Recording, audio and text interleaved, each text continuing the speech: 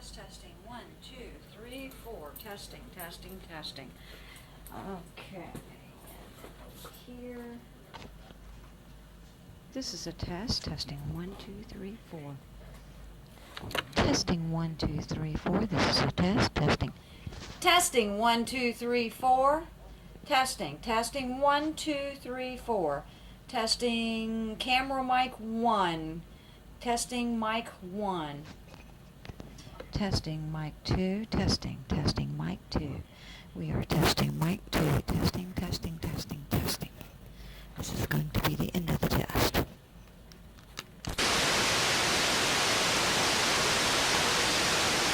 Okay. That's for sure. Yes. I just can't hear it. Yes. Just driving me crazy. We need more copies. Where's the handout? Oh, no, I had a simple job and I botched it already. of giving the handouts to everybody that comes in. Oh, late. in the door, and you already botched it. I already bought it. It's the only test I didn't do before I left. And you also have to have an evaluation form. And don't forget to turn those in. If you don't have any elaborate comments and just want to say it was helpful, it was great, it was... turn that in too. Turn that one in. Any suggestions that would be helpful for future students, because we're going to try to offer this each semester, and we need to know what changes to make. A piece of tape would help. See from 433 right there, see if we can get a piece of tape from somebody's office. Yeah, I'm going to stay on this side. Good job.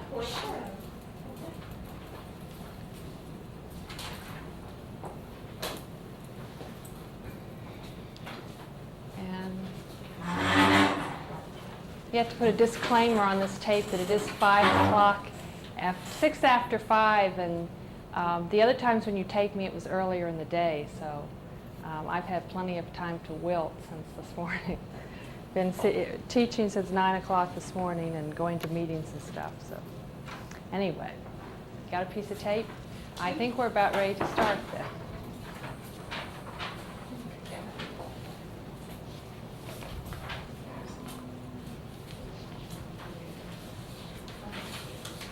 Excellent. That got the glare off of it too.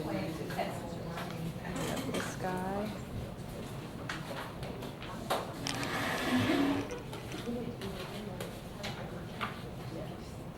I shouldn't have to move too much because I've got my cord here and I've got my person to point over there, so most of the time you're going to be focused up there on the screen. But I guess since we're starting off, we can start off without our glasses. Say good afternoon. This is workshop number 2, graphing with the TI-83 calculator. And if you have a TI-82 calculator, you should be able to follow along. It's just about the same. If you have some other model of calculator, you may have to do a little bit of improvising on your own. I think everyone here has, I'm seeing TI-83s, 182. Is that correct? Everybody has a TI-83. Good. That'll make it easy. I'm Sandra DeShiel, Assistant Professor of Mathematics at Thomas Nelson Community College, and my co-presenter is Kathy Hoffmaster. Are you going to swap over there and see a picture of Kathy Hoffmaster, who's an Assistant Professor of Mathematics, and we both teach all the various levels of mathematics. This particular workshop is probably geared toward pretty much toward a pre-calculus level, although it's suitable for Math 04 also. Some of the functions I'm going to graph today are more complicated than you'll probably have to do in Math 04, but that's okay because you're going to be learning to use the operations. I know some Math 04 students, pre-calculus at least one. Calculus, you have to graph functions all the time in calculus. Liberal arts, 04, okay. Technical math, okay, well this will be suitable for you too. Everybody needs to know how to graph with the graphing calculator. It's called a graphing calculator. We want to know how to use those vital operations. Well, you should all have a handout. We're going to start by looking at the description of the keys that we're going to be using for graphing on the first page of the handout. And let's start by going to the mode key. which we looked at in workshop 1, but we'll clear this screen out. Stay there. And Stay there. the mode key, we want to select all the default modes for this workshop. Normal, floating, decimal point, radian, function, that's really what I'm interested in. Graphing functions today. Connected. I might get to an example where I use the dot mode. There's a certain application if we do any asymptotes, so I might want to show you that. So we'll come back to the mode if we need to make that change. And everything else I believe we're going to leave as it is. If any of you are doing graphs in trigonometry, you're going to want to be in the radian mode. Okay, so let's quit, go back to the home screen. The keys that you're going to be using for graphing are across the top of the calculator. The y equals key we'll be using to enter functions, and these are all summarized on your handout if you need to refer back to this. The window key is going to display, it's used to display the range of x and y values and also the scale. And you can use that to set the viewing rectangle if you have something in particular that you want to choose for that. You can also go to the zoom menu. We might as well take a look at the zoom menu. The zoom menu, you've got several selections which we'll be discussing in a few minutes. Normally, if we're just doing our first shot at trying to graph something and we really don't know what to choose for the window, we usually start with zoom standard and use our standard window. Let's go ahead and enter that. We haven't graphed anything yet, but I want you to look at the window. Well, there is something already in this calculator, so this one has already graphed something. Yours may have something too.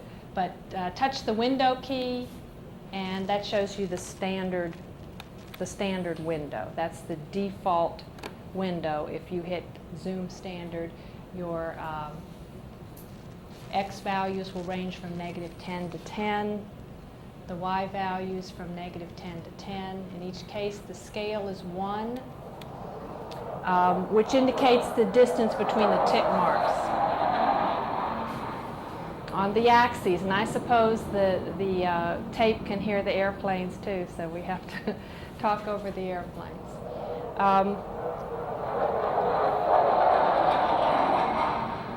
The TI-83 has X resolution. I don't intend to change that. I'm just going to keep it at 1. I don't think you even have that on the 82. That has to do with the number of pixels per X value. And the only advantage to changing that to make it higher is that it graphs the functions faster. But the calculator does a suitable job for us now with it set the way it is, and we get a more accurate graph, more detail on the graph if we keep it set at 1. So I'm not going to change that at all. Okay, the other keys are the trace key. The trace key will show when I do an example of a graph. We use it to follow along the graph and locate specific points on the graph. And when we're ready to actually plot our graph, we'll hit the graph key. And let's go right into an example. Under initial examples, I'm going to take number 1. So if you'll hit the y equal key, and I'm going to take a minute to clear out what's already stored in this calculator. You might want to clear out yours too if you have anything in there. All you have to do is go to that particular line and hit the clear button. Okay, so for y1, we're going to enter 3x subtract 11.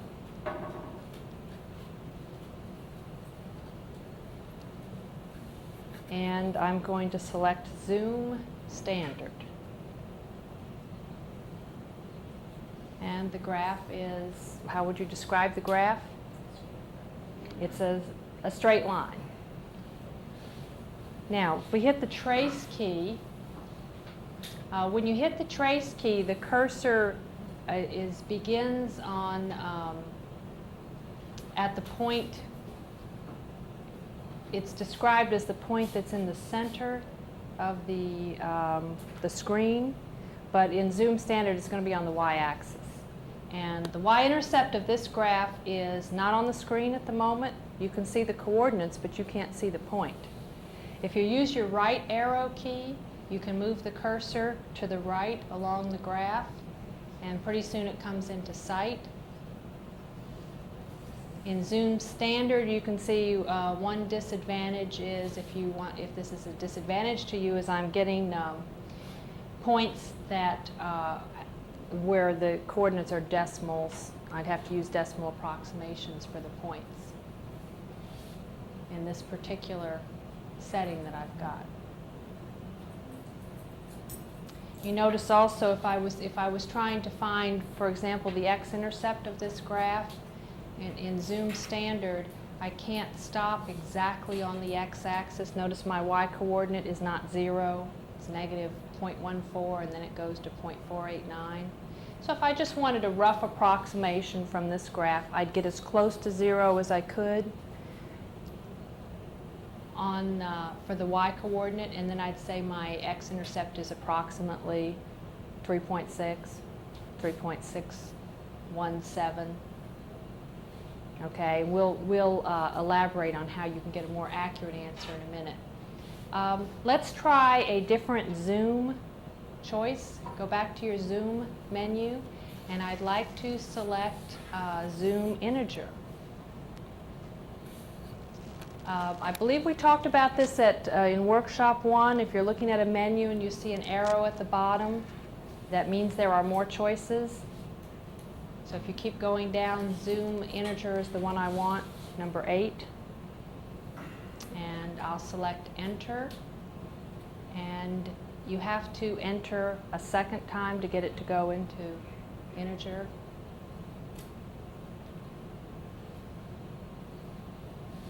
Now, the graph looks a little bit different. The line changed a little bit. Go back and take a look at your window so you can see what viewing rectangle you're looking at now. So if you touch Window again, X is going from negative 43 to 51, but look at the scale. What does that mean? X scale 10? Each tick mark will be 10, not 1. Okay, Well, order of magnitude. Correct. The distance between the tick marks is 10. And so it's able to show you a greater distance on the x-axis. These numbers are going to vary. You might not have exactly the same numbers on your calculator that I have. Does anyone have different numbers? Not exactly, negative 43 and 51? I have those two, and I have a negative 30 with a y minimum. Okay. It depends on where the center of your, what you had, the center of your screen. Right. It depends on what it was before I went into this mode, and we might not have gone to exactly the same spot with the center of our graph before we went to this mode. But one thing you will notice that your graph and my graph will have in common is that the x-min and x-max, if you add the absolute values of those numbers, it'll add up to 94. The distance from x-min to x-max will be 94 because that's the number of pixels along the in the horizontal direction, and similarly the y-coordinates will add up to 62. So you might have going from, what, negative 32 to 30, something like that, and it would still add up to 62. Okay, so if we go back to the graph, I'm just going to touch the graph button again. The distance from here to here is 10. So this is 10 on the x-axis, 20, 30, 40, 50. And you can even see that because if you count the pixels, it's 1, 2, 3, 4, 5, 6, 7, 8, 9, 10. You can actually see those spaces. All right, now let's try trace again. Would you like to add something, please? I just wanted to say that oftentimes if you've been tracing along the graph, that's why your graph wasn't centered anymore. And I always do Zoom Standard before I do Zoom Integer. And the purpose of that is it just centers the graph again. So usually I do a Zoom Standard immediately before I do a Zoom Integer so that my graph will be centered. And if you do, then it will always go on the x-axis from negative 47 to 47 and from negative 31 to 31 on the y-axis. And you can also, if you want the center to be somewhere else, like if I wanted it to be centered around this x-intercept, I could put my cursor there before I did zoom integer or zoom in or zoom out, and it would center it at that point. But particularly when you're trying to explain this, if you want everybody to have the same window, it helps to go zoom standard first, and then we'll have the same numbers when we go to zoom integer. Okay, now look at the difference. Now I'm in the integer mode. You see I got the exact values for the x-intercept. X is 3, y is 0. And as you right arrow, well, I need to do trace first. Trace first and then right arrow to make sure you're on the curve. Notice that the x values are all integer values. And so are the y for this particular graph. But integer mode means that your x coordinates are going to be selected to be integers, and the y will be whatever it comes out to be for that particular function. So we're stopping at 5, 4, 6, 7, 7, 10, 8, 13, 9, 16, and so on. One of the applications of this, I know in Math 04, they ask you in some of the problems to actually construct a table of values, and you can use your graph to do that by just using this trace feature and stopping on these various points. And if you're in integer mode, you can come up with all these nice pairs of points to put in your table. Or if you were asked the question, what is the value of this expression when x is -4? What would your answer be? -23, which you can see from the graph. Or you might get a question like, what value of x produces a value of 43 for the expression? And the value would be 18. So that's the nice thing about the integer mode, is that you can get the points that are easy for you to work with. Okay, question number 2, why don't you go ahead and show on the board how they solved that for y, just run through that quickly so we can enter it into the calculator. Okay, if you're given, the calculator is a function grapher, so everything has to be in a function form or y equals form. And so if you wanted to graph 5x plus 3y is equal to 8, you can't enter it like that into your calculator. You would first have to solve for y. So we're going to do this. We're going to solve for y, and the first thing we're going to do is to subtract 5x from both sides. 3y equals minus 5x plus 8. And then we're going to divide by 3. And you can either leave it this way, -5x plus 8, the whole quantity divided by 3, or you can divide each factor by 3. -5/3 x, which is the more standard form. In particular, this is the slope-intercept form. -5/3 x plus 8/3. And now you can enter that into your calculator. Now when we go to do this, let me show you one more thing about the y equal menu. Let's suppose you want to save the first function that we entered, that you're going to come back and use it later on. You don't want to clear it out. If you want to save it but you don't want it to show on the graph, you can turn the graph off by putting your blinking cursor on the equal sign. I had to left arrow to get it on the equal sign, and then just tap the enter key, and if you move down now, you notice that that equal sign is no longer highlighted. So that graph will not show as long as the equal sign is not highlighted. If I want to go back and turn it on, I just hit enter again. So the enter key is a toggle switch. It can turn the graph on or off. If you're done with it for good, you can just clear it out. But if you think you might want to use it, we can save that. Okay, so let's go to y2. I want to enter that equation in the slope-intercept form. And I believe we mentioned this in the first workshop, that fractional coefficient, you're going to need to put that in parentheses. So use the negative sign, -5 divided by 3, x plus, and the second fraction, since it's not multiplied by anything, it's optional, but I'm going to go ahead and put it in parentheses. You don't have to, though. Okay, so I've got -5/3 x plus 8/3. And Let's just go ahead and graph that, see what we get. We're still in the integer mode now. Let's see if you can estimate the x and the y-intercept.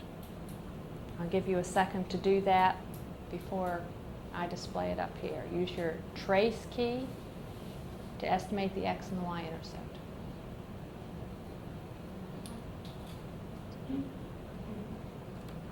What did you get for the y-intercept? One. On the y-intercept, where does it cross the y-axis? 2.67. Yes. You got 2 point, or did you say? 2.67. Okay, what do you think that is in the actual value? The actual. Right, the exact value. You're right, it's approximately 2.67. You might take a look at the equation to answer that question. What do you think the exact value is? 8/3, very good. 8/3 is the y-intercept. That equation has been written in the form y equal mx plus b, and the constant term is the y-intercept. And of course on the calculator you're getting that in a decimal approximation for that. But we knew we were at the correct point because x is 0. And you also might recognize that 0.666 repeating is equal to 2/3. There's a person there that might want to come in. Why don't you check and see if they're interested in the workshop? Okay, and the x-intercept.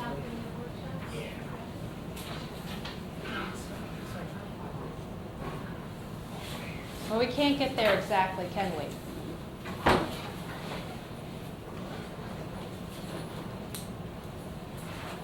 That's an interesting little thing on the graph that I don't remember having seen before, this little mark down here. Oh, I think what that is that this is just taking up some more space, Yes. and so it's not That's, connected. it's one of these pixels. Yes. And it just has, we have a break in the line. It looks a little strange. Did you pass that new person a handout? Yes. Good. Thanks, certainly. All right. Okay, so if we wanted to get to the x-intercept, we probably would have better luck at approximating it. I mean, I can say it's somewhere around 2 because this is relatively close to 0. But if I want to get closer to it, I'm going to go back to zoom integer, which, remember, was selection number 8.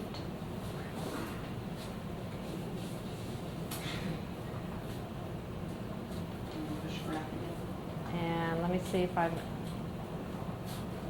I'm sorry, we were in zoom integer. I meant zoom standard. Zoom standard is where I want to go. So that's selection number 6. When you're in the zoom menu, you can just enter a 6 and it'll choose that. And it graphs it automatically. That one you don't have to enter twice. You just enter once. Okay, we were looking for the x-intercept, so let's trace. And let's see, what's the closest I can get? Which one is closer, y equal 0.184 or y equal negative 0.170? Which one is closer to 0? Negative 0.17. Yeah, that one's a little bit closer to 0, so the x-intercept is about 1.7. Okay, this would be one of the places where you might want to use some of the zooming features. So let's look at the zooming features and then we'll come back to this problem. So you can just save that graph and take a look at your handout. The next page, the bottom of the first page and the whole second page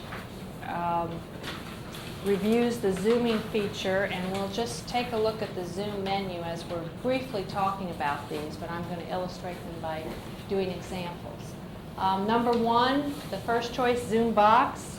You can actually create a box around a particular point or a particular section of the graph and zoom in on that, and I will show you how to do that, and the complete instructions are on your handout, so you'll have them for future use. Number 2, zoom in. It shows a subset of the original window centered at a selected point and expanded to show more detail. It does exactly what you think it does, zooming in. We'll illustrate that in just a minute. Similarly, you can zoom out. You can go stand back from the graph and see it with less detail and greater range of values on the x and y axes. Zoom decimal gives you equal sized units on the x and y scales, and the coordinates, the x coordinates are in increments of 0.1. So the x value will go 0.1, 0.2, 0.3, 0.4, and so on. Zoom square also uses equal sized units on the x and y scales. We'll illustrate all of these in the process of doing some examples. We already talked about zoom standard. Zoom trig is a good window to start out with if you're graphing trigonometric functions. Zoom integer, we've already talked about that. And also notice the little statement underneath number 8, zoom integer. It says you can use the arrow keys to move the crosshair to the desired center of the new viewing window and then press enter. So you can center it before you zoom integer. Zoom stat is used if you're plotting some statistical data points, and you would be using the stat plot to do that. That's one application that we may or may not get to tonight, depending on how much time we have at the end. It's not on your handout. It was like an extra application, but that will enable you to fit all your data plots on the graph. And zoom fit is just a particular one. I'm not sure if that's on the TI-82, the zoom fit. I don't know if that's on the menu. But it replots the function immediately. It recalculates y min and y max to include the minimum or maximum y values without changing the x min and x max. So it shows you the highest and the lowest point on the graph for the y values. Okay, now let's go back to the graph we were already looking at and see if we can get a better approximation. Just touch graph again, that's where we were. And do trace, and we were trying to approximate the x-intercept. So if I go ahead and zoom in now, the cursor is blinking on the x-intercept. So that should be in the center of the new graph that will be constructed, and that's fine because that's the point I'm trying to estimate. So let's do zoom in, which is selection number 2. You can arrow down to it and select it that way, or you can just put 2 in. And then we have to do enter. You select the 2, but then you have to do enter. And see how it puts that x-intercept right in the middle of the screen. Now you have to do trace again and move as close to as you can to the x-intercept. Well, look what we've accomplished. We've gotten this y value much closer to 0. And I don't remember what the answer was before. 1.7, wasn't it? And so now we're closer to 1.6. 1.59, or if you rounded that off, 1.60. Why do I put 0 for y? Oh, good question. You got a perfect 0 for y. I have .0215. Yeah, yours are going to be different probably depending on exactly where you had your cursor before we zoomed in. But you would still approximate it at, it's still, your x-intercept would be about 1.595, right? Yeah, that's exactly the same. Yeah. How you got a perfect 0 My X for is y? the same one, but my Y says just 0. Interesting. And you didn't use one of the special features under the calculate menu. You just did what we did. Is it, how many decimal places are listed across the bottom? She just has a 1, 0. just a 0. How many decimal places are listed here? All ones. So maybe it was rounding more. Yeah, I'm not sure why it would do that. Let us know if there are any other interesting things that happen as we progress here. Let's just zoom in one more time, just for the heck of it, to see if we get any better approximation. We were at 1.595, I think. So zoom in again, number 2, and hit enter. You can see it's really going in. In fact, we were in standard, the standard mode, I think. So this is 1 here on the x-axis, and this is 2. Oh, we got 0 there, yeah. So that would round off again to 1.60, or, you know, if you want more decimal places now, 1.5957 for the x-intercept. Okay, let's move ahead. Page 3 gives you a little bit more information about trace. We'll talk about that, and then we'll get into doing some more interesting examples. We've already talked in general about trace. You do have to use your left and right arrow keys to move along a curve. Even if it appears like you're moving up and down, you still have to use left and right arrows. And it's right would be if x is increasing, left is if x is decreasing. It does tell you in that top paragraph on page 3 how you can move faster if you want to move 5 points at a time rather than just 1 point. You can use second left arrow or second right arrow. So it gives you instructions for that. Press enter while tracing, adjust the viewing window. This is a way to quick zoom. Let's see if we can observe that on this problem. Let's go back to zoom standard so we can go back to where we started from. All right, let's see. We're tracing. Let's trace from left to right. I'm using my right arrow here. And as you're tracing, pressing enter while tracing, and does that literally mean I have to do it at the same time, or can I stop? Oh, I got an interesting thing there.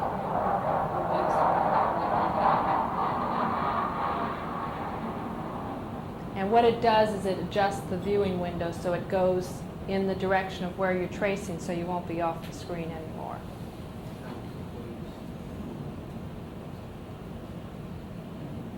This is a two-handed operation? You have to actually do it at the same time. I don't think so. I think I right arrowed and then I hit the enter key.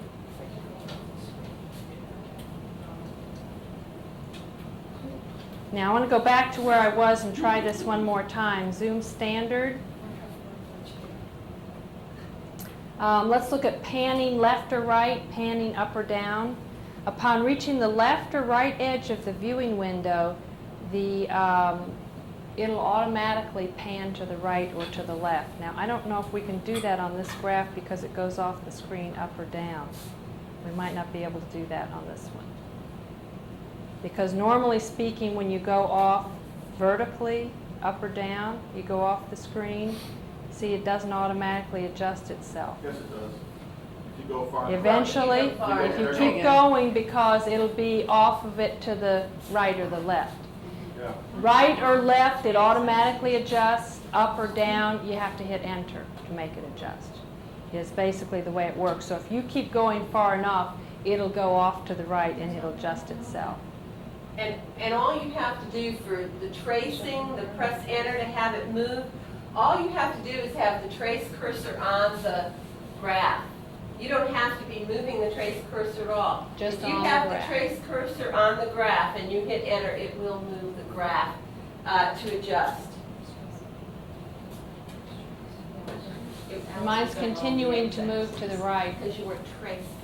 If you're not in trace, you have a free moving cursor. So it can move around the screen. Now, you can see what happened here. My graph, the whole thing is literally off the screen. But you can still see the coordinates of the point. That point is on the graph. And I hit enter, so now I've got it back on the screen again. I'm moving to the right. I've kept going way over to the right. Have the trace cursor go on. See, for example, I'm way down. Well, I'm not off the screen Oh, now. I see, yeah. And it comes all over the screen. And then hit enter, and it readjusts the window so that your cursor's back on the screen. I guess it looks like it's adjusting it and putting it right back in the middle. It is. Right back. Are you holding the cursor control button down when you hit enter? Or No. No. All you have to do I is don't be in need trace to. mode and have the trace cursor lit up at some point and hit enter. And it will move that trace cursor to the middle of your screen.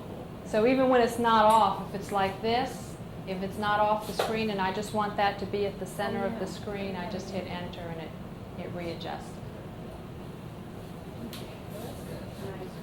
Yes. You're shifting your expression left. Yes. So for the Yes. On the TI-83, your probably at the top of the screen, it just says Y2 Or just a 2? or a On 2. the right it says a 2. It just says a has the 2. number of the particular Y function that's being graphed. And it's in the right corner. Well, I think it is because I'm all the way. Okay. All right. The TI-83 nicely gives you the equation of the expression that's graphed. The 82 just tells you it's function 2, which would be important to know if you had more than one function graphed at the same time. You'd want to know which curve you were tracing on, 2 or 1. It's just going to show 2 and 1. It's not going to say y sub 2, y sub 1. Okay. All right. Let's go on to some, moving from function to function, we'll have to have an example where we can do that. So let's move on to the additional examples. Under part C, number 1, we're going to some more interesting curves here, and I'm going to clear out what I already had in the calculator so we can start fresh here. And let's enter the quadratic function x squared, subtract 4x plus 1. And we'll go to zoom standard to begin with. And you get the graph of what's that curve referred to? What is it? Parabola. Parabola. That's correct. You had the right word. It's a parabola. Okay, I want you to estimate the x-intercepts of the parabola.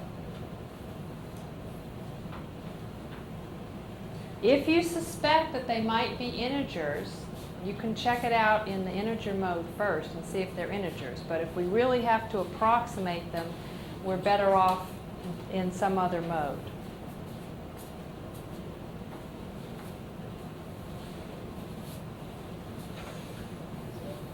Now I've gone to integer mode here. The graph really isn't as good because we're not, the scale is so much different. Each tick mark is representing 10 units. This is really only useful if my points happen to be integers. Now, what did I say we were looking for? The x-intercepts?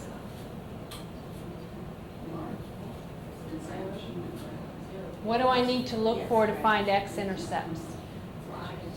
Right. And I'm using trace and right arrowing. I'm not getting that, am I? Not in integer mode. Do you see any place where I'm getting y equals 0? No. I got 0. Okay, so you went back in zoom standard and trace. Okay, point 19 is the closest y value to 0. So your x-intercept is approximately 0.2. And the other one over here, there's 2 of them. That one is approximately 3.8, approximately. 3.8.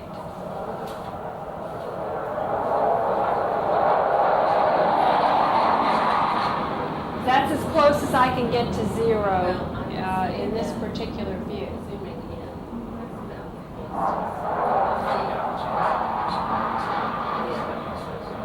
Now, what I'd like to show you how to do for this particular problem is let's practice creating a zoom box. Let's say we want to zero in on just this portion of the graph so that I can get an estimate of the x-intercept. So let's create a zoom box. Go to your zoom menu and I'm going to select number 1. Now this is just a little bit more complicated, but it's good if you're looking for a particular portion of the graph. Okay, zoom box, I select number 1. Now I have to create the box. This is how you create the box. Left arrow and up arrow so that you are, and I'm going to make it a little bit bigger than I might ordinarily just to make sure you can see it, so that you are above and to the left of the point where you want your new graph to be centered, and hit enter. Notice the cursor changes to a little box. Now right arrow and down arrow until you form a box around that x-intercept. And you can change the size of your box. If I think it's too wide, I can left arrow till I get the size that I want. You only have to mark the 2 opposite corners. You don't have to mark all 4 corners. No, error. Start again and see. We started at zoom standard for this particular graph.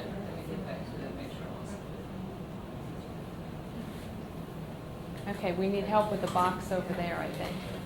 All right, now I'm going to hit enter now that I have the box created. I do. And There's a trace, right? what do I need to do now to get that x-intercept? See where the cursor is? Trace. I need to trace to get it back on the curve. And left arrow. Look how close the y value is to 0.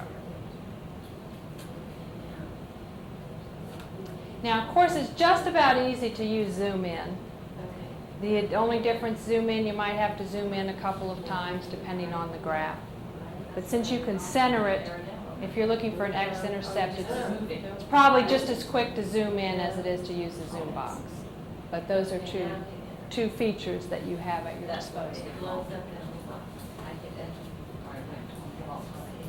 I don't remember what value we had before for the x-intercept, but now we've got approximately 3.73. And you can continue this if you want to.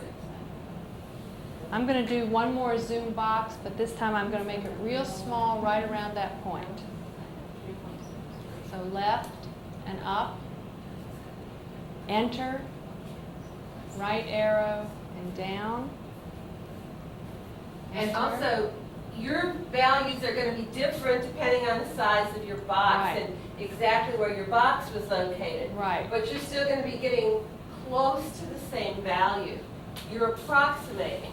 Yeah, our approximation should be the same if we round it off to and not assume 8 digits of accuracy. And trace. Now I've done a zoom box twice, so I should be getting pretty close here. Well, look at this number. What is this for the y coordinate? What is that? You all have just learned scientific notation?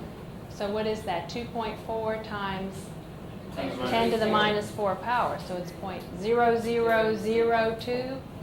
Now that's getting real close to 0. And the x-coordinate is still 3.73 to 2 decimal places. We were pretty good in the last picture because we had 3.73. But now maybe it's 3.732. Maybe it has that much accuracy. I can't really know till I go to the next step zooming in again. Okay. Graph number 2 and see if you can find the vertex of the parabola. Now let's practice turning this function off again. Just pretend we want to save it for later. Turn it off. Don't erase it, but just turn the cursor off. You remember how to do that? Using the enter key. I just need to put my cursor on y1 on the equal sign and touch enter. And that turns the graph either on or off. If it's not highlighted, it's off. If it is highlighted, it's on. Enter negative 2x squared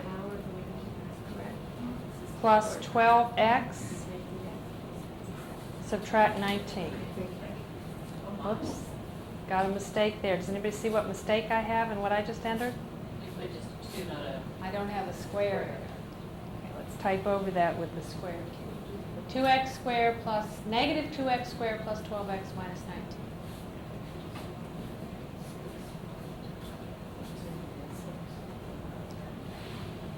I'm going to zoom standard. Okay, do you know what I mean by the vertex of the parabola? What's the vertex? Those of you that know, what's the vertex? The maximum in this case. As described by the parabola. Okay. So I go up and approximate this point. And this would be the same process. I mean, it's not on the x-axis, but you can still zoom in if you want a better approximation. It's probably a little bit harder because I don't know you know, I don't know what to expect the y-coordinate to be, so I'm just by sight looking at what I think. Now, however, looking at those values, x is 2.978, y is negative, real close to -1. I'm guessing that that might be an integer. Maybe the point is 3, -1. It looks real close to that. How could I check and see if it's really 3, -1? Switch to integer. Zoom integer. So try zoom 8, which is integer, and enter. And let's see, trace. There we go. We're still at the same point. It was 3, -1. I guessed that because of the size of the coordinates, but I had a way to check it. You also notice zoom integer. It's nice for approximating that vertex, but it isn't a very pretty picture of the parabola. The parabola looked a lot more like a parabola in zoom standard. You have to know that this is really a smooth curve, and although the calculator is graphing it by using pixels, so it comes out to look like little line segments. Yeah, zoom 8, you have to enter twice. Zoom integer. Enter twice. You look at your coordinates. If they're not integers yet, that tells you haven't gotten to integer mode, and just remember to enter again. Okay, the top of page 4, we've already done that, finding the x-intercepts of a graph. But there are your steps in case you need to go back and look at that later. Can I say something Certainly. still about the window? As Sandy mentioned, there are 94 pixels across and 62 pixels in the y direction. And so when you're choosing windows, the zoom standard window, as we saw, gave funny decimals. Are you talking about this later? No, go ahead. It may be that, let's, on this one, could you just do zoom decimal for a moment? Yes. Zoom decimal is number 4, choice number 4. And you have a nicer picture, but if you wanted more of the picture, notice that if you're doing this on the zoom decimal, again, you're moving 1/10 of a unit each time. Suppose you want more of a picture, but you don't want to go all the way to zoom integer. You could, notice on, go to the window. Notice it goes from -4.7 to 4.7. The number is a multiple, the difference between them is a multiple of 94. The difference between them is 9.4. Maybe you want a broader x-axis, but if you keep that multiple of 94, you're still going to have nice x values. One thing you could do is maybe just multiply each of those by 2. And you can enter what it is, -9.4. You can just scoot over and put times 2. Whoops, you cleared. If you have that, just put times 2 and then go on and double the next one. This is a way, what we call a friendly window.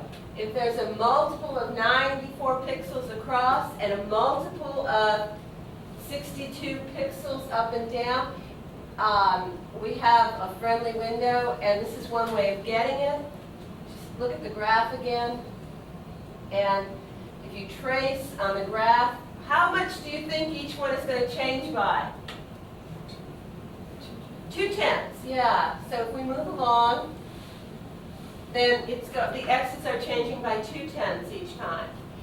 And since you knew that this particular graph was below the x-axis, maybe what you would have wanted to do is to have your y values go from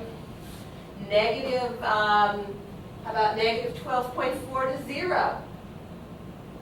That's still a multiple of 62 pixels up and down. So keeping in mind that as long as you have your x a multiple of 94, your window, and your y a multiple of 62, you will get a friendly window. And your x's will be moving in appropriate increments. And you can see in the decimal mode, we can still get those integer coordinates too, because that's like 3.0 and -1.0. So that's another good window to try, the decimal window, if you want it quickly, or multiples of those coordinates to get a larger view of the graph. Yes, and I don't think that explanation is on the handout, so that was useful. Example number 3, I was going to show you how to graph a circle. Could you take on the board the equation x squared plus y squared equals 4 and show them what we have to do to enter that for graphing?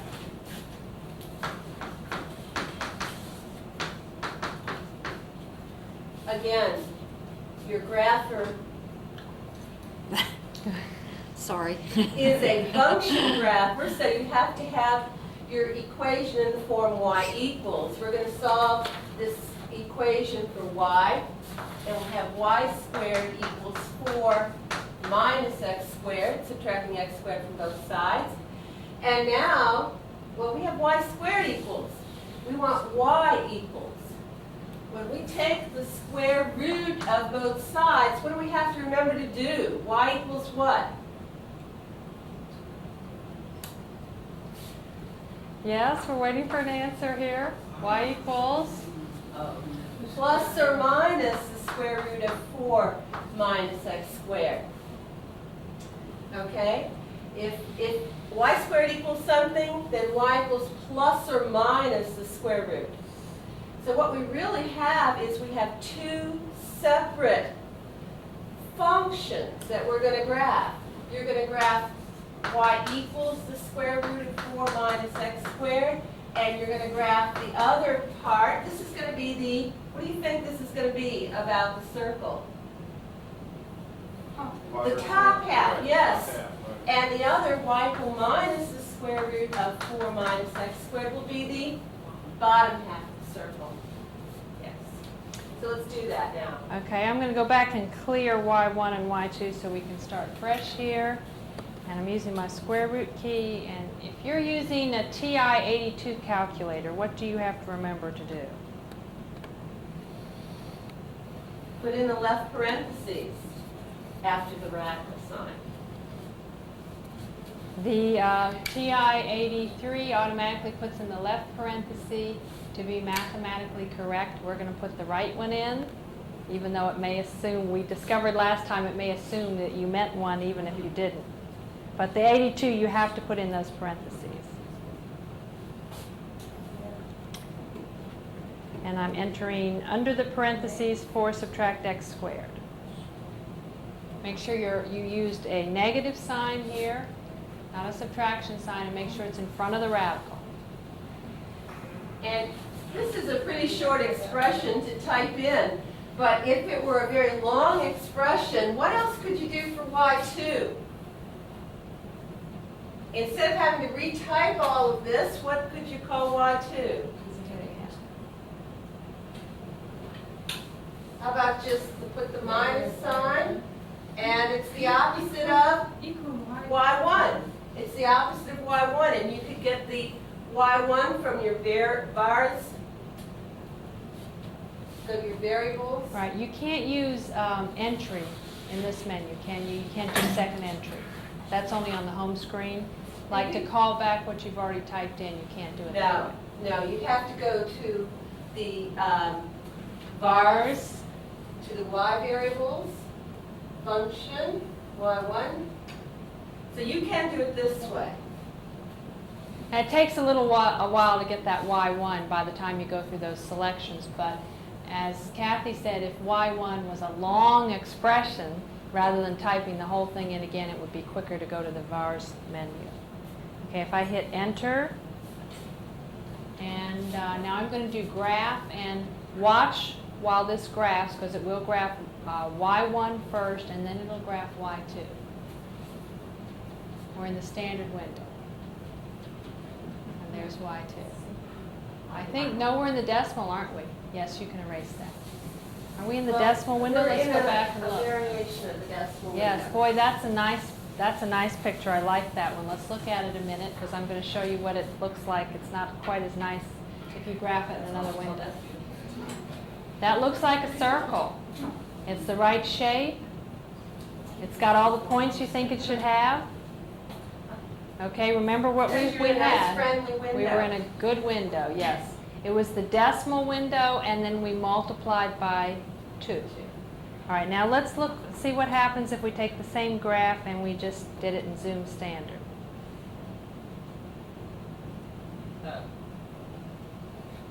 Two problems with the graph. I mean, you know it's a circle, but it looks more like an ellipse in that picture.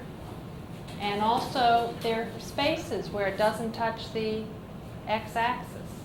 You have to know that that's not in reality what it looks like. It's a continuous graph. It doesn't have those gaps in it. How come it doesn't look like a circle? How come it's elliptical on that screen? Because it's 96 by 62 for points on the screen. So you've got more x, less y. The distances on the x and y axis, look at it. They're not the same.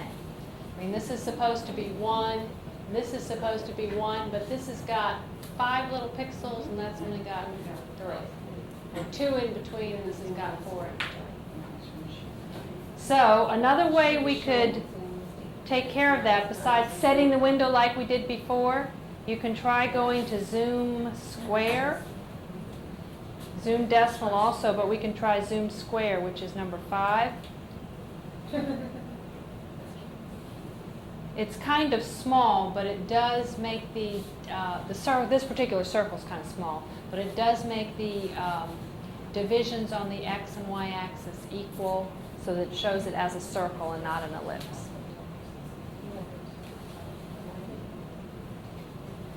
It still has those gaps, though. You still see the gaps where it doesn't touch the x-axis and know it's supposed to. Zoom decimal. Let's see how nice this looks if we just use the regular decimal. Okay, that's the best view that we've gotten so far. So zoom decimal and trace. You can see that where it crosses the axes at 0, 2, and come over here to, whoops. Well, what happened? Yeah, what did happen? I went too far, but why did, It's following one equation, not the other. that's right. Right. Remember we had 2 equations to graph this, y1 and y2. And see at the top, it says y1. On your TI-83, it says 1 somewhere at the top.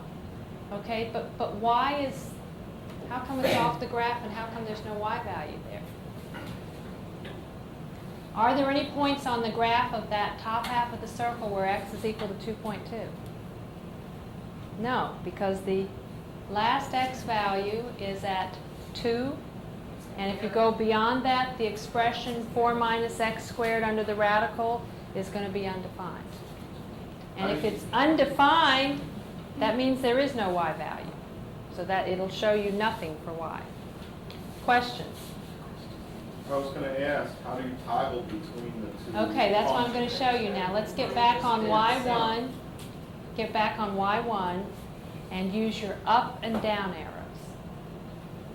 So down arrow goes to y2, and it tells you where it is, that it's on y2. And if you're using a TI-83, you should have something that shows the 2 or the 1 up in the corner. It should say 2 if it's on curve 2 and 1 if it's on curve 1. So you can just keep toggling back and forth between those 2 curves. Okay? So up and down arrows toggle back and forth, left and right arrows to move on a particular curve. And if you keep using left and right, it won't go to the other curve, which you kind of might expect it to do in this graph since it's a circle, but it doesn't. And so this function is not defined. I'm on the y2 function. It's not defined when x is less than -2. Okay, there is one more way to graph a circle which you might want to know so that you can get the graph quickly without having to solve for y and without having to worry about the adjustments of the window. And that is using the draw menu, which I'm just going to introduce you to here by doing a circle. The draw command is above program to the right of matrix. There you go. It's a second function, gold command, so I have to get there. Before we go there, though, I need to enter it on the home screen.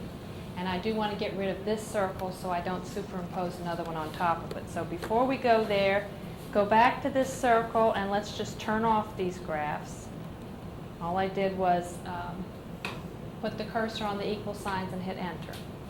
So they're still stored there in case you want to use them later, but I turned them off. Okay, now I need to go to the home screen, so go second quit. Get yourself on the home screen before you do this. All right, now we're going to select draw. Second draw. And there's several things here which you can play around with later on. Clear draw is something I'm going to want to come back to when I'm ready to get rid of my picture, so remember that's command number 1. The circle, I think, is down at number 9. There we go. Draw circle. Enter. And what do you think you'd have to tell the calculator in order for it to draw the circle? Radius. The radius, and what else? What are the defining parts of a circle? What does it take to write the equation? The center and the radius. Okay, I'm just going to pick, let's say the center is at -2, 3, and then let's say the radius is 4. So you put the center in first, followed by the radius. And The comma is right next to the x squared key. above the 7. Close your parenthesis. And when you've got that all set, all you have to do is touch enter.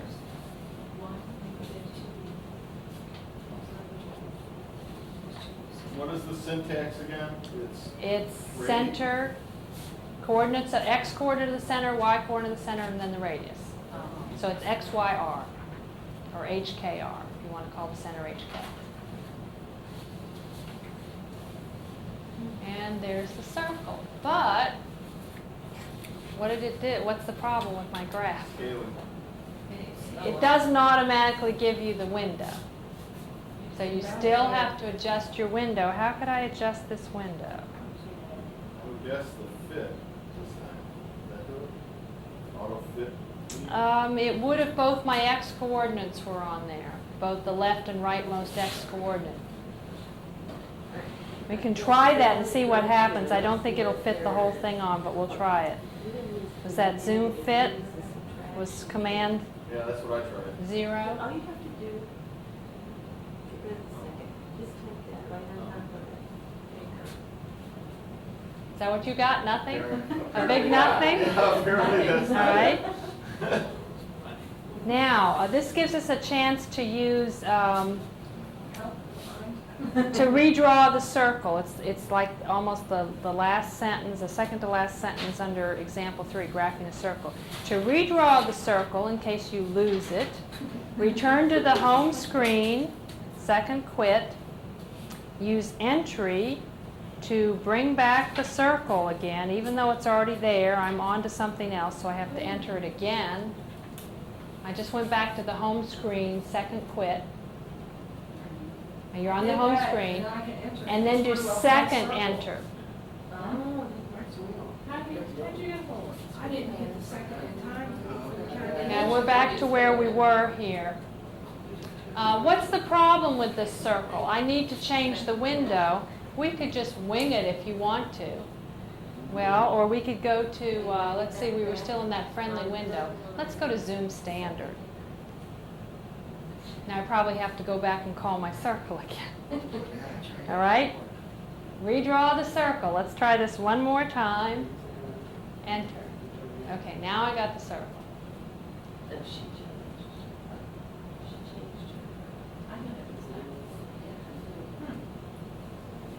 And it still isn't the right shape because of the scale.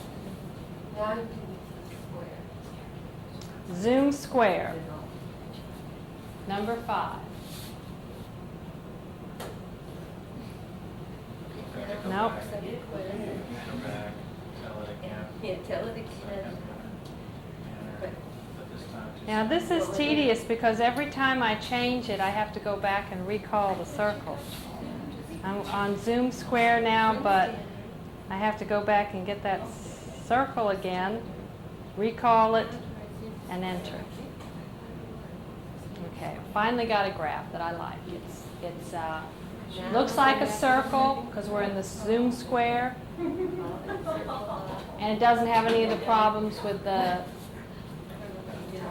not touching one of the axes. Doesn't have any gaps. Also, you might notice for the equation of this circle, Mrs. Hoffmaster, why don't you write the equation of this circle on the board? It had What's the center? center, what did we put in for the center? 2, 3, 4, I believe was your. Negative 2. Oh, I'm sorry. Yeah, negative 2, 3, and the radius was 4. And the equation of a circle is x minus the x coordinate of the center, quantity squared, plus y minus the y coordinate of the center, quantity squared, equals the radius squared. Or do you want me to multiply it out or just? No, you can just leave it there.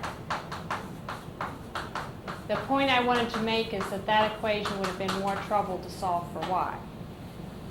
We would have had to solve it for y if we wanted to enter it in the way we did before, y equals. That would have been more work to solve for y, so you might be motivated to use the draw command for that.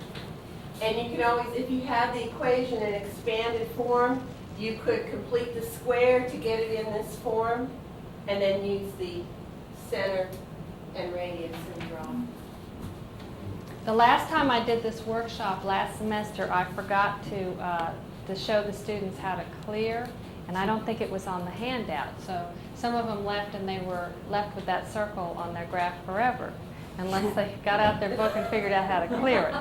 So if you entered something through the draw command, you have to go back to clear draw.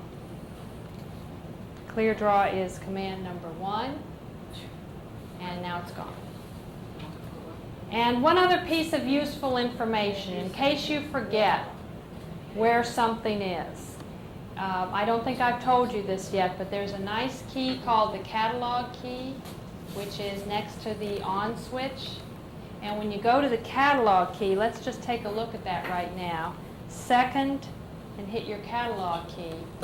In alphabetical order, it has listed all the various functions of the calculator. Now, you can arrow down, but suppose you wanted to look at something that was in the T's. I might not want to take the time to go all the way down in alphabetical order to the T's. Notice that in catalog, there's a little A up in the upper right-hand corner, and I don't know if this is on the TI-82. It may not be, but the 83 has this.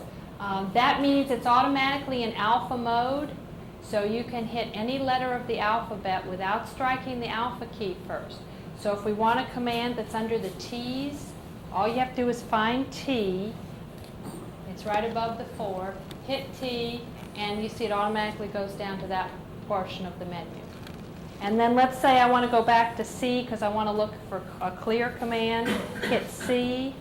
Where's the letter C? There we go. And then see where clear draw is.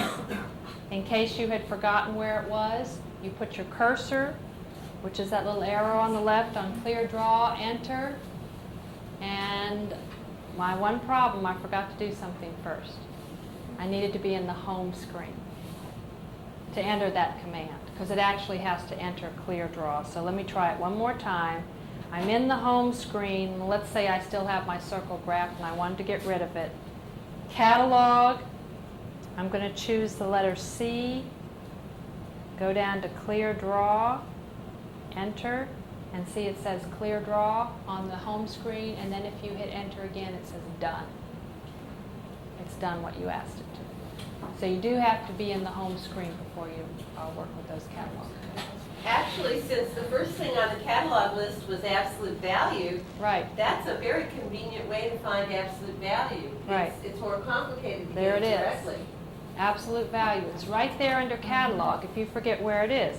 If the other place you had to look for it was under the math menu, and remember to go over to number. So you had to remember where it was, but if you use catalog, it gives it to you right away. And of course on the TI-82, you've got a place where it's a second function. There's an ABS key. All right, we want to do something interesting with an asymptote. So let's go to example number 4. And I'm going to clear out what we have in here and enter the function. It is a rational function. So what special thing would I need to do to enter that correctly into the calculator? Parentheses. Or parentheses around what? The numerator and the denominator. Okay, good. X squared plus 12x, parentheses, divided by x subtract 21. Now, before we graph that, can anybody tell me the domain of that function? Are there any values for x at which it is not defined? Yes, x won't be able to be, we can't divide by 0. Right. So it would be exclusive of numbers that would make the denominator 0. Correct. And what would that be for this problem? 21. 21. That was a very good explanation. I hope they could hear that so I don't have to repeat the whole thing, but that's exactly correct. X cannot be equal to 21 because you can't have a 0 in the denominator. Now remember that as we look at the graph. All right? We don't know what this looks like, so we're just going to approach it by going zoom standard to start out with. And, you know, that looks like a reasonable graph. If I didn't have some knowledge of what a rational function looked like, I might be satisfied that that was the complete graph. However, because I'm in this window, notice I'm not going anywhere near x equal 21. So I'm not seeing what's happening around 21, which might be interesting. So let's go back to our graph, and I'm going to zoom out so I can get a picture like stepping back and looking at a larger picture of the graph. Less detail, but you see more range of values. So zoom out is number 3. I selected number 3, now I have to hit enter.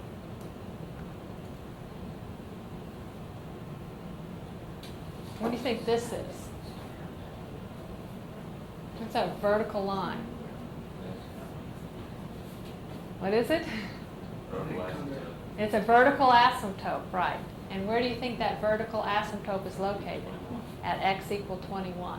And that's not actually part of the graph, but it's displayed in this particular window. Let's zoom out one more time. See if we can see something else. Zoom out, and I hit enter again. Okay, now I've gotten back far enough that I see, oh, there's another piece to the graph. And the vertical asymptote makes a little bit more sense. Let me show you one thing about the coordinate axes. Notice how dark and thick the coordinate axes are. That's because if you look at your window, we zoomed out. X is now going from negative 160 to 160, but the scale is still 1. So those tick marks are so close together, they just appear like you've shaded in the whole axis. So to make the graph look a little bit nicer, you can change your scale. I'm going to change it to, let's say, 10. And I'll do the same thing on the y-axis, so that I only have a tick mark every 10 units. Now graph it, and it looks a little bit better. Okay, and let's see. Let's go to integer mode, because if I trace it right now, I won't be able to see what's happening at 21, because it's not going to stop on 21. So let's go to the integer mode. 8.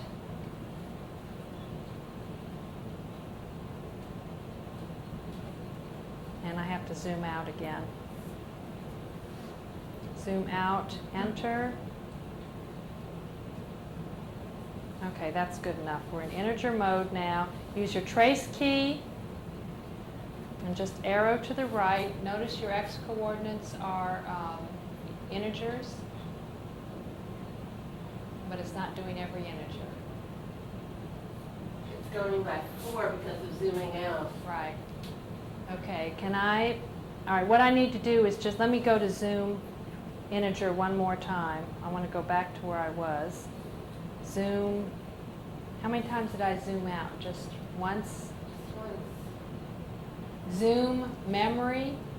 I want to go back to my previous graph. I think that's where I want it to be, so I decided I should go ahead and show you that anyway. If you want to go back one space to where you were. Zoom previous is under the memory command. So hit enter. Where's this memory command? It's under the zoom menu. Zoom menu. Oh, I see it. You arrow right over to memory. All right. Okay? All right. Now, let's not worry about looking at the asymptote. Let's just go ahead and trace. I want to get this to stop at 21. Now it's going every integer. And I know that there's some other points there. We've already seen it. They're just not on this particular view. All right, there we were at 20. When x is equal to 20, y is negative 640, way down here in the negative direction. Right arrow, and look what it displays. When x is 21, what's y? No solution. Doesn't give a value because it's undefined. And that's the way you'll observe places where the function is undefined. You'll actually see no y value given.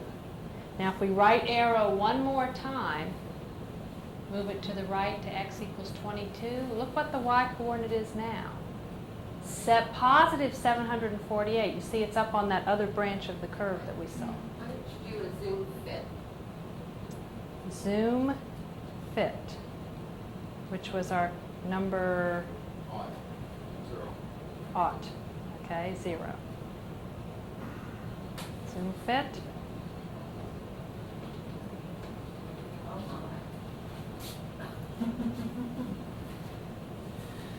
Trace. And that's nice. That one doesn't show the asymptote either, but it shows the 21. It doesn't show the asymptote because being in integer mode, it evaluates the function at every integer.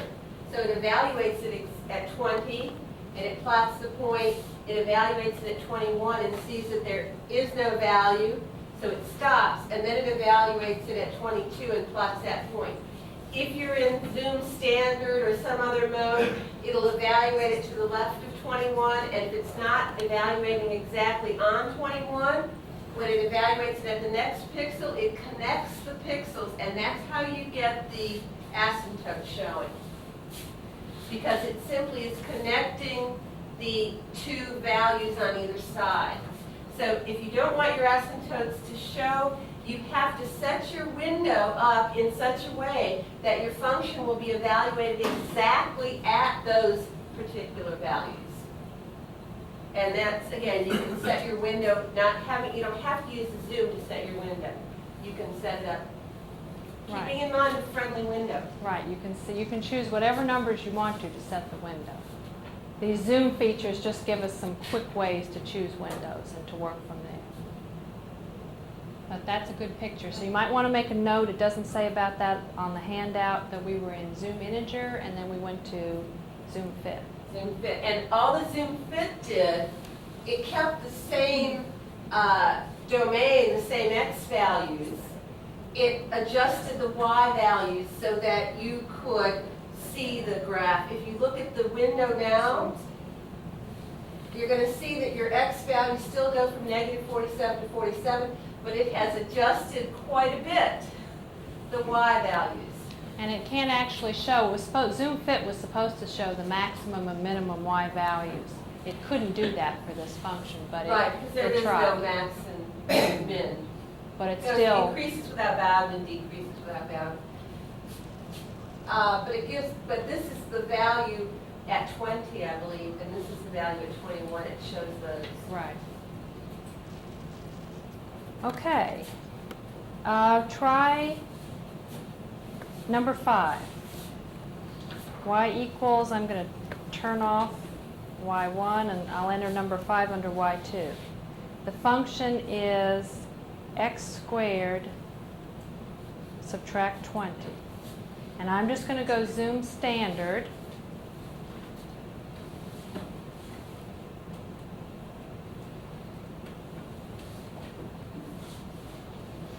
Now, what do you think that is the graph is supposed to look like?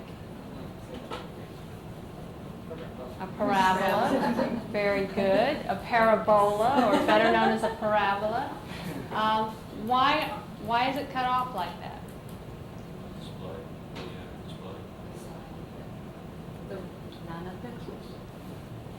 Do you know what can you tell by looking at the equation, x squared minus 20, what the minimum point on the graph is? Negative 20. So if I know that, and I want to see the whole graph, all I have to do is go change y min to -20, or if you maybe you want to go a little bit below that, just to fit that nicely on the graph.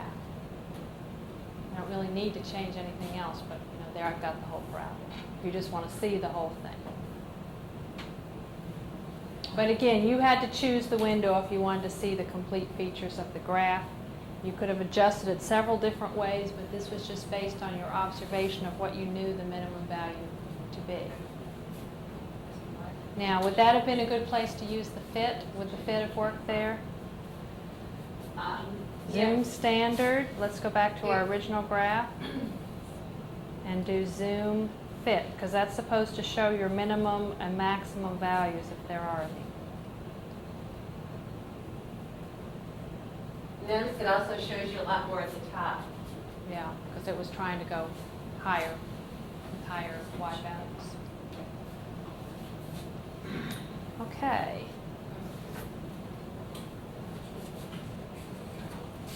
Let's do skip over to number 7. You can either choose to clear these out or just turn them off. Number 7 is a real simple equation. Y equals 30. Y3 equals 30 I've got. And I'm going to go zoom standard. I don't know if you saw it, but when I first hit the enter key, there was a little line going up in that right-hand corner. And maybe I can try that again. Will it do it again? Turn this off, and then I'll turn it back on again. Okay, when I go to graph, look up in the upper right-hand corner for just a second. See that little cursor going? That was telling me it was graphing it. Now it stopped doing that, so it's graphed. Where is the graph? It's off the screen. What is y equal 30? We have a hint over here. It's a horizontal line, and our window only goes up to y equal 10. So if y equals 30, well, maybe I should put 35 in there. And there's the graph. Of course, notice again how my y-axis got busy because I changed the scale there. If I want to make it look a little nicer, I just change the y scale so I don't have so many tick marks. And there's a nicer graph with the line up at y equal 30. And trace on that line, all the y coordinates are 30. X coordinate can be anything, the y coordinates are all 30. Can I just mention one thing, because somebody just did this. Oh, yes. When the function was graphing, he accidentally hit the enter key, and that's going to pause the graphing. And you'll have to hit the enter key again in order for it to finish graphing, and it's not going to do anything else until it finishes graphing. Interesting. Let's see if we can try that on something here. I'm going to go back to x squared equals 20. I'm going to hit, I forget what window we're in, zoom standard, and I don't think you had it turned on. Go back to the y equals. y equals, no, I You didn't didn't. have it turned on. I meant to, but turn it on, okay. All right. And then go to zoom standard. And as it starts to graph it, I hit the enter key. It stopped. But notice that the bar on the side in the upper right-hand corner is still active. It's still waiting to finish graphing. And it's just pausing until you hit enter again, and it will finish. So if you hit enter too soon when you don't mean to, it pauses. You just hit it again, and it'll keep going. All right? Questions? Okay, let's try graph number 8. That function looks like it's a little bit more interesting. I've given some suggestions there about what to set the window at. I'm going to clear out what I have here. Make it look not quite so complicated. Go back to y1 and see if you can enter that function. I'm going to put my 1/4 in parentheses. That's parentheses within parentheses. Oops, forgot a plus sign, plus 10. And that has to be raised to the third power. You can use the caret key, or under the math menu, command number 3 is the third power. And I have plus 5x subtract 20. It's 1/4 x plus 10 cubed plus 5x subtract 20. The only thing unusual about that is that you have put extra parentheses around the 1/4. And I'm going to try Zoom Standard. So I didn't have any idea what this looked like, and I was just going to try something. Okay. Now, I don't know if you noticed, but the little lines that were up here in the corner, they stopped. So that means it's graphed. I just can't see it in this window. So zoom out. Number 3, enter. Now you're seeing a piece of it. By the way, if you want to zoom out again, you can just hit the enter key again. You don't have to go back to the zoom menu. Zoom out again. Wait till it quits graphing. I made the mistake, I hit the enter key too soon. So it's pausing. I got to let it finish. And then zoom out again if I want to. Okay, so I kind of get the idea that this graph just looks like a long, stretched out thing. So let's get a better view of it. I'm going to go back and set the window myself. And my first selection, I have listed the numbers on the handout. I picked -100 and 100, and 25 for the distance between my tick marks. And the y-axis, -1,000 and 1,000.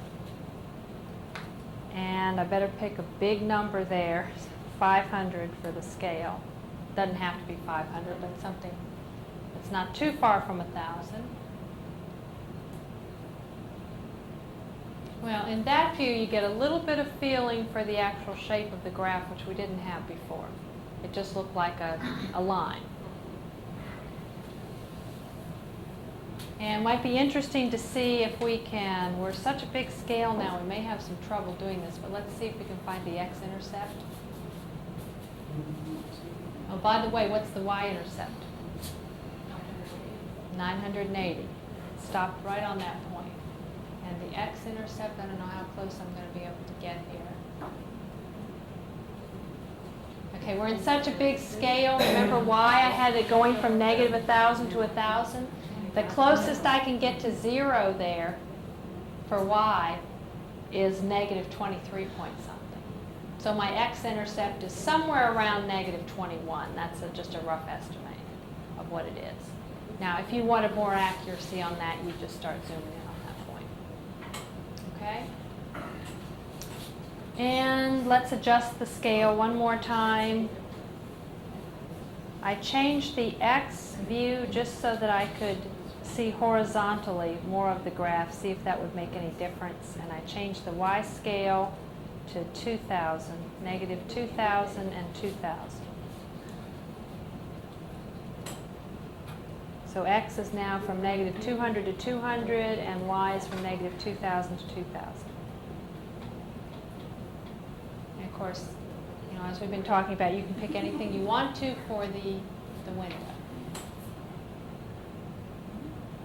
That doesn't show a whole lot different, except it does enable you to see it crossing the y-axis and then going on up into the first quadrant.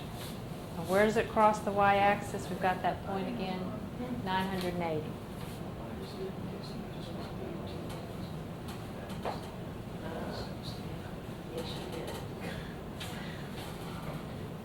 Well, let's see if I got any. Well, I guess I would be further from the x-intercept, not closer to it here. Closest I can get to the x-intercept, y is still about -20. I'm about the same place. X is -21.